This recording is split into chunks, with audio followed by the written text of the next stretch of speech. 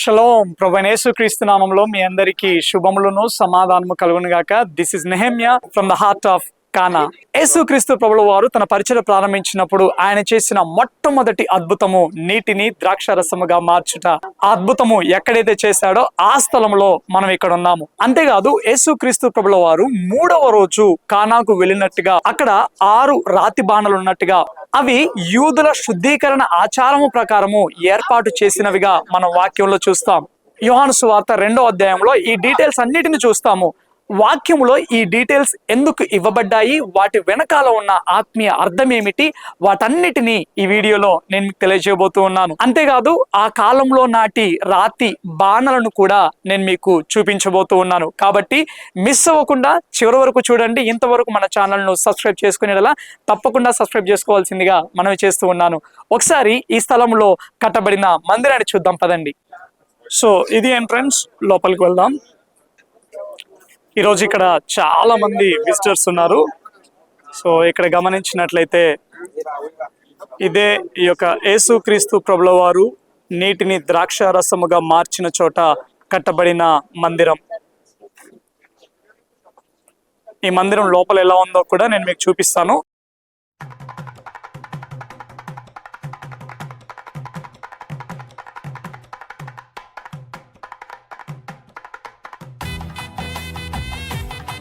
Okay, church లోపలికి వెళ్దాము. Yes, this is the church. నిజంగా ఇక్కడ చర్చెస్ మాత్రం చాలా అందంగా ఉంటాయి. అసలు ఆర్కిటెక్చర్ చాలా బ్యూటిఫుల్గా ఉంటుంది.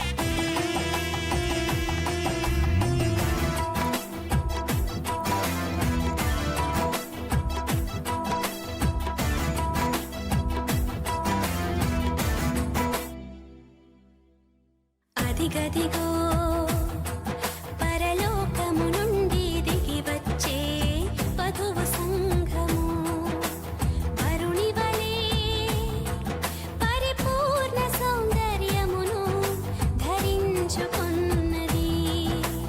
అదిగదిగో పరలోకము నుండి దిగి వచ్చే వధువు సంఘము, వరుణి వలె పరిపూర్ణ సౌందర్యమును ధరించుకున్నది.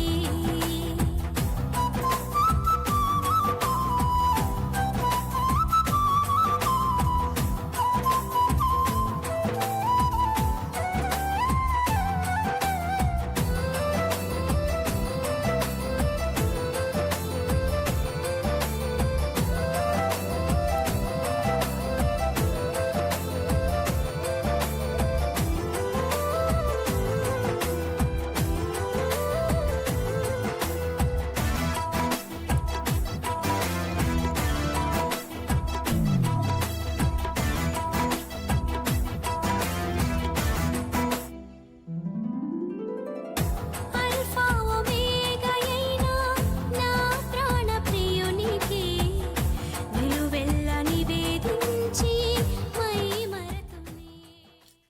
ఇక్కడ గమనించినట్లయితే ఇదే స్థలంలో తవ్వకాలలో బయటపడిన ఆ కాలం నాటి కట్టడాలను మనం చూస్తూ ఉన్నాం. ఆ కాలం నాటి ఇండ్ల యొక్క ఫౌండేషన్స్ ని మనం చూస్తూ ఉన్నాం.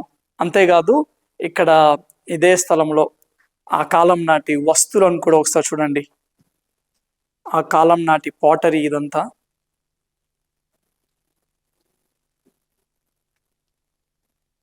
ఈ రకంగా చక్కగా గ్లాస్లో భద్రపరచడం జరిగింది.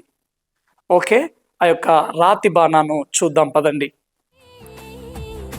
పరిపూర్ణమైన పరిశుద్ధులతో అదిగదిగో పరలోకము నుండి దిగి వచ్చే వధువు సంఘము.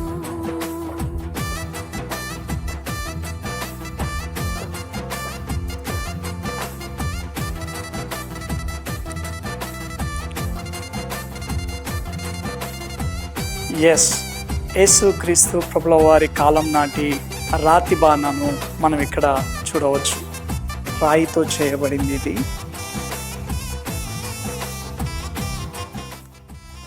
యాక్చువల్గా ఆ రోజు వివాహములో ఇటువంటి బాణాలు వేటి కొరకు సిద్ధపరిచారు, ఎన్ని సిద్ధపరిచారు, అండ్ వాటి వెనకాల ఉన్న అద్భుతమైన ఆత్మీయ కారణాన్ని నేను మీకు ఇప్పుడు తెలియజేస్తాను.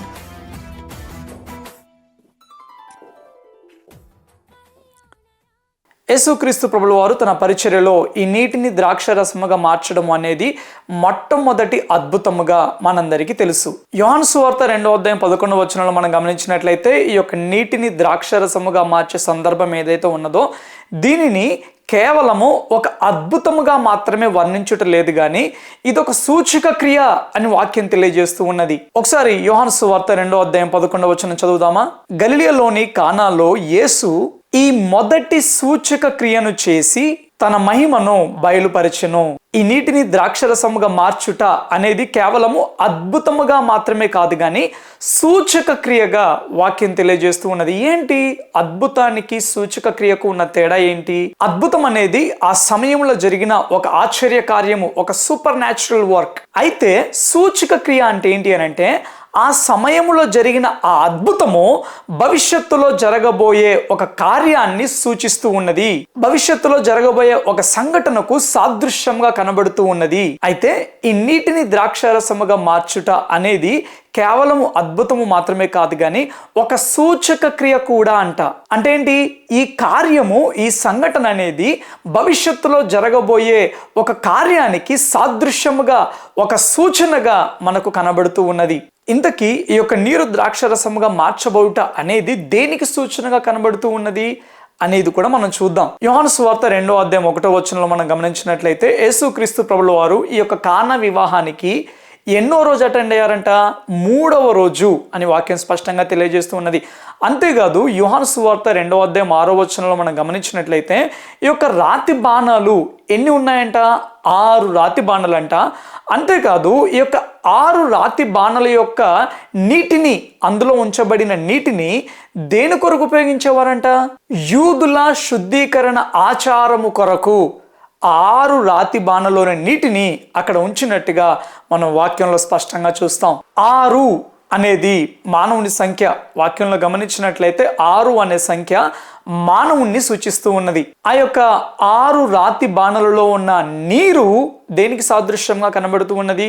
ధర్మశాస్త్రానికి సాదృశ్యంగా కనబడుతూ ఉన్నది. ఎందుకనంటే ఆ 6 రాతి బాణలలోని నీటిని ధర్మశాస్త్ర ఆచారం ప్రకారము శుద్ధీకరణకు వాడేవారు. అంటే ఇక్కడ యూదులు గమనించినట్లయితే వారు అన్నం తినే ముందు, ముఖ్యంగా బ్రెడ్ తీసుకునే ముందు వారు ఏం చేస్తారు అని అంటే వారి చేతులను కడుక్కుంటారు, శుభ్రంగా చేతులను కడుక్కుంటారు. అయితే మీరు అనుకోవచ్చు, అరే అన్నం తినే ముందు ఎవరైనా కానీ చేతులు కడుక్కుంటారు కదా అని మీరు అనుకోవచ్చు. అంటే ఇక్కడ యూదులు పాటించేది ఏదో ఒక క్లెన్లీనెస్ కొరకు మాత్రమే కాదు, ఒక తినే ముందు నీట్గా చేతులు కడుక్కోవాలి అన్న ఉద్దేశంతో కాదు కానీ ధర్మశాస్త్ర ఆచారము కొరకు, శుద్ధీకరణ ఆచారంలో భాగంగా వారి పనిని చేస్తూ ఉంటారు. ఈవెన్ నేను ఇప్పుడు ఏ ఎంప్లాయర్ దగ్గర అయితే వర్క్ చేస్తూ ఉన్నానో ఆయన లేవి గోత్రానికి సంబంధించిన వ్యక్తి, అంతేకాదు అహరోను వంశానికి సంబంధించిన వ్యక్తి. వాళ్ళు ఎప్పుడైనా బ్రెడ్ తినే ముందు వాళ్ళు ప్రత్యేకంగా చేతులు కడుక్కుంటారు. ఏదో అన్నం తినే ముందు ఏదో చేతులు కడుక్కోవాలన్న ఉద్దేశంతోనే కాదు కానీ వాళ్ళు ఒక పద్ధతిగా, ఒక ఆచారముగా, ఒక భక్తితో వారు ఈ రకంగా చేతులు వాళ్ళు కడుక్కొని అటు తర్వాత బ్రెడ్ తీసుకొని దాన్ని సాల్ట్లో కాస్త ముంచి వాళ్ళు తిని అప్పుడు మిగతా ఆహారాన్ని భుజించడాన్ని స్టార్ట్ చేస్తారు. సో అటువంటి శుద్ధీకరణ ఆచారము కొరకు ఆ వాటర్ ఉంచబడ్డాయి. అందుకనే ఆ 6 రాతి బాణలలోని నీరు ధర్మశాస్త్రానికి సాదృశ్యంగా కనబడుతూ ఉన్నది. సో 6 అనే సంఖ్య మానవుని సంఖ్య, అందులో ఉంచబడిన నీరు ధర్మశాస్త్రానికి సాదృశ్యంగా కనబడుతూ ఉన్నది. అయితే ఈ యొక్క అద్భుతము, నీరు ద్రాక్షరసముగా మార్చబడే అద్భుతము సూచక క్రియ అనగా దేనికి సాదృశ్యముగా కనబడుతూ ఉన్నది అనంటే మానవుడు నిజమైన పరిశుద్ధతలోనికి, నిజమైన శుద్ధీకరణలోనికి, నిజమైన విశ్రాంతిలోనికి ప్రవేశించాలి అనంటే ఇదిగో ఈ నీరు వంటి ధర్మశాస్త్రం వలన సాధ్యపడదు కానీ, మానవ ప్రయత్నం వలన సాధ్యపడదు కానీ, మానవ క్రియల వలన సాధ్యపడదు కానీ ఇదిగో నీరు ద్రాక్షారసముగా మార్చబడినట్టుగా. ద్రాక్షారసము దేనికి సాదృశ్యము? యేసుక్రీస్తు ప్రభుల వారి యొక్క రక్తానికి సాదృశ్యము. అనగా నిజమైన శుద్ధీకరణ, నిజమైన పరిశుద్ధత, నిజమైన విశ్రాంతి అనేది మన ప్రయత్నాల వలన, మన క్రియల వలన, ధర్మశాస్త్రం వలన సాధ్యపడదు కానీ యేసు క్రీస్తు ప్రభుల వారి రక్తం వలననే సాధ్యపడుతుంది అన్న సత్యానికి ఈ అద్భుతము సూచనగా కనబడుతూ ఉన్నది. ఈ అద్భుతాన్ని యేసుక్రీస్తు ప్రభుల వారు 3వ రోజు చేశాడు అని వాక్యంలో మనం చూస్తూ ఉన్నాం. అదే విధముగా 3వ రోజు తిరిగి లేచిన యేసుక్రీస్తు ప్రభుల వారి రక్తాన్ని ఆశ్రయించినప్పుడు మాత్రమే మనము సంపూర్ణ పరిశుద్ధతలోనికి, సంపూర్ణ శుద్ధీకరణలోనికి ప్రవేశించగలుగుతాము అన్న సత్యాన్ని ఈ అద్భుతం ద్వారా యేసుక్రీస్తు ప్రభుల వారు మొట్టమొదటిగా చెప్పకనే చెప్పాడు. అంతేకాదు ఈ యొక్క 6 రాతి బాణలు 6 రోజులకు సాదృశ్యంగా కనబడుతూ ఉన్నాయి. యూదులు ఈ యొక్క 6 రోజులు వాళ్ళు పనిచేసి 7వ రోజును విశ్రాంతి దినముగా ఆచరిస్తూ ఉంటారు. ఇప్పటికీ చాలా భక్తి శ్రద్ధలతో ఆచరిస్తూ ఉంటారు. అయితే ఈ యొక్క అద్భుతం ద్వారా మనం నేర్చుకోవాల్సిన అంశం ఏంటి అని అంటే, నిజమైన విశ్రాంతి అనేది క్రీస్తు ద్వారానే సాధ్యము. మనం ఎన్ని ఆలోచనలు కలిగి ఉన్నా కానీ, ఎన్ని విధాలుగా మన మానవ ప్రయత్నాలు చేస్తూ ఉన్నా కానీ, ఎంతగా మనము అటు ఇటు పరిగెడుతూ ఉన్నా కానీ మన జీవితంలో, దయచేసి గమనించండి, నిజమైన విశ్రాంతి, నిజమైన మనశ్శాంతి, నిజమైన ప్రశాంతత అనేది మన ప్రయత్నాల వలన, మన కష్టార్జితం వలన, మన కష్టం వలన కలగదు కానీ యేసు క్రీస్తు ప్రభుల వారి ద్వారానే మనం నిజమైన విశ్రాంతిలోనికి అడుగు పెట్టగలుగుతాం. ఆయనను ఆశ్రయించినప్పుడు, అన్నిటిలో ఆయనను ముందు పెట్టినప్పుడు ఆయన మన కష్టార్జితాన్ని ఆశీర్వదిస్తాడు. మనం ఎంత కష్టపడినా కానీ ప్రశాంతతను మనం కొనలేము, మనశ్శాంతిని మనం కొనలేము. అది యేసు క్రీస్తు ప్రభుల వారి ద్వారానే సాధ్యపడుతుంది. అటువంటి విశ్రాంతిని దేవుడు మనందరికీ అనుగ్రహించునుగాక. ఇక్కడ మనం కానాలోని ఈ యొక్క వివాహాన్ని చూస్తూ ఉన్న వాక్యంలో, అయితే ప్రకటన గ్రంథం 19వ అధ్యాయంలో మనం గమనించినట్లయితే అక్కడ ఒక వివాహాన్ని మనం చూస్తూ ఉన్నాం. గొర్రెపిల్ల వివాహోత్సవము అని వాక్యం తెలియజేస్తూ ఉన్నది. సో ఒకనాడు మనమందరము ఎత్తబడనై ఉన్నాము. అదిగో ఆ యొక్క పరలోకంలో యేసుక్రీస్తు ప్రభుల వారితో పాటు ఆ యొక్క గొర్రెపిల్ల వివాహోత్సవంలో మనము హాజరవ్వనై ఉన్నాము. ఆ గడియ ఎంతో దూరంలో లేదు, మనకు అతి సమీపంగా ఉన్నది. ఎందుకు అనంటే, మనం ఇప్పుడు గమనించినట్లయితే మన చుట్టూ జరుగుతున్న సమస్తము ఆ గడియ కొరకు మార్గమును సరళం చేస్తూ ఉన్నాయి. దయచేసి గమనించండి, ఈ భూమి మీద ఉన్నంత కాలము మన ప్రయత్నము, మన ప్రయాస, మన గురి ఏమై ఉండాలి అనంటే, ఒకనాడు నేను ఆ గొర్రెపిల్ల వివాహోత్సవంలో నిలబడాలి, ఆ గొర్రెపిల్ల వివాహోత్సవంలో నేను పాల్గొనాలి అనేదే మన గురి అయి ఉండాలి. బుద్ధి కలిగిన కన్యకల గుంపు, బుద్ధి లేని కన్యకల గుంపు, వీరిరువురు కూడా ఆ గొర్రెపిల్ల వివాహోత్సవానికి ఎదురు చూస్తూ ఉన్నారు. కానీ బుద్ధి లేని కన్యకలు సరైన సిద్ధపాటు లేకపోవడం వలన వాళ్ళు విడవబడ్డట్టుగా మనం వాక్యంలో చూస్తూ ఉన్నాం. మనం క్రైస్తవులమైనా కానీ, మందిరానికి వెళ్ళే వారముగా అయినా కానీ, పుట్టుకతోటే క్రైస్తవులమైనా కానీ, దయచేసి గమనించండి, ఆ గొర్రెపిల్ల వివాహోత్సవంలో మనం నిలబడాలి అనంటే దానికి తగిన సిద్ధపాటు మనకెంతో అవసరము. దినదినము పరిశుద్ధాత్మ దేవుని యొక్క ప్రసన్నత చేత నింపబడము మనకెంతో అవసరము. దయచేసి మనల్ని మనం పరిశీలించుకుందాము. ఆ వివాహోత్సవం కొరకు మనల్ని మనం ఎంతవరకు సిద్ధపరుచుకుంటున్నాం, ఎంతవరకు నూనె వంటి పరిశుద్ధాత్మ ప్రసన్నత చేత నింపబడుతూ దేవునితో లోతైన సహవాసంలో మనం ఎదుగుతూ ఉన్నాం. ఆ రకమైన సిద్ధపాటును కలిగి ఉండడానికి దేవునితో లోతైన సహవాసంలోనికి మనం అడుగు పెడదాం. అటువంటి కృప, అటువంటి సిద్ధపాటు, అటువంటి ప్రశాంతత, నిజమైన విశ్రాంతి పరిశుద్ధాత్మ దేవుడు మనందరికీ అనుగ్రహించునుగాక. చివరి వరకు ఈ వీడియో చూసిన మీ అందరికీ ప్రభు నామంలో వందనాలు తెలియజేస్తూ ఉన్నాను. దయచేసి ఇప్పటి వరకు మన ఛానల్ని ఎవరైనా సబ్స్క్రైబ్ చేసుకునేలా తప్పకుండా సబ్స్క్రైబ్ చేసుకోవాల్సిందిగా మనవి చేస్తూ ఉన్నాను. ఇంకా ఎవరైనా బెల్ ఐకాన్ ప్రెస్ చేయనట్లయితే నా వీడియోస్ అన్ని నోటిఫికేషన్ రూపంలో మీ దగ్గరికి రావడానికి తప్పకుండా బెల్ ఐకాన్ ప్రెస్ చేయండి. మీ యొక్క క్రైస్తవ సహోదరులకు ఈ వీడియోని షేర్ చేయవలసిందిగా మనవి చేస్తూ ఉన్నాను. Thank you all. God bless you.